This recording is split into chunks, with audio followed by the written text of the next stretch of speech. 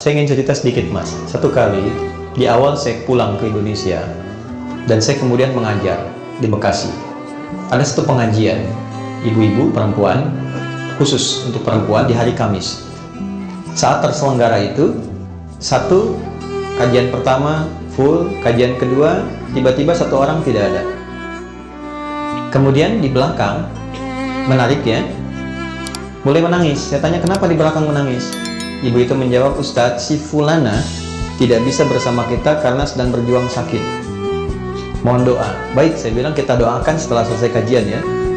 Begitu kemudian saya lanjutkan, jeda sebentar, nggak sampai 5 menit, di belakang terisak. Saya tanya, kenapa Bu? Ternyata yang tadi kita akan doakan sudah meninggal dunia. Inna lillahi wa inna ilaihi raji'un. Baik. Setelah itu singkatnya, malam kami datang takziah. Anda tahu apa yang terjadi? Ibu dan bapak, teman-teman semua, luar biasanya. Beliau itu profesinya seorang pramugari. Dalam pramugari profesi yang beliau jalani, tentu banyak kegiatan-kegiatan keduniaan yang terjadi, sehingga juga untuk berhijab pun dulu belum punya kesempatan, pergaulan juga luar biasa. Di ujung hidupnya, Mas, ini yang penting saya sampaikan, dia memutuskan untuk berhenti, selesai, dan dia aktifasikan sisa hidupnya untuk memperdalam Islam. Dia ikut pengajian untuk merubah dirinya. Ketika ikut pertama pengajian, ternyata baru ikut pertama diagnosis muncul kena kanker. Lalu masuk rumah sakit. Yang kedua itulah sampai terakhir, ternyata dia berada di rumah sakit sampai ujung hayatnya menjemput. Tapi tahu Anda apa yang terjadi?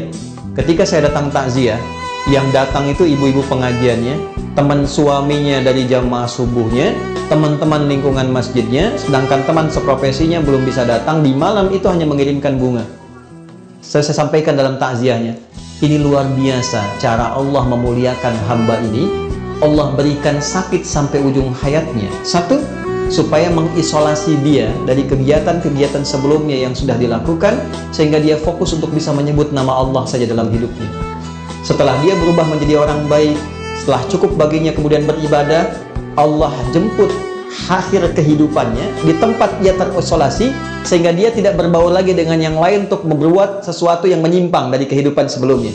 Maka apa yang terjadi? Dijemputlah dia dalam keadaan yang baik, dosa-dosanya digugurkan, diberikan pahala yang kuat untuk dirinya, dan yang terakhir yang paling indah, bahkan dimuliakan dan diantarkan oleh tempat-tempat di lingkungan pengajiannya.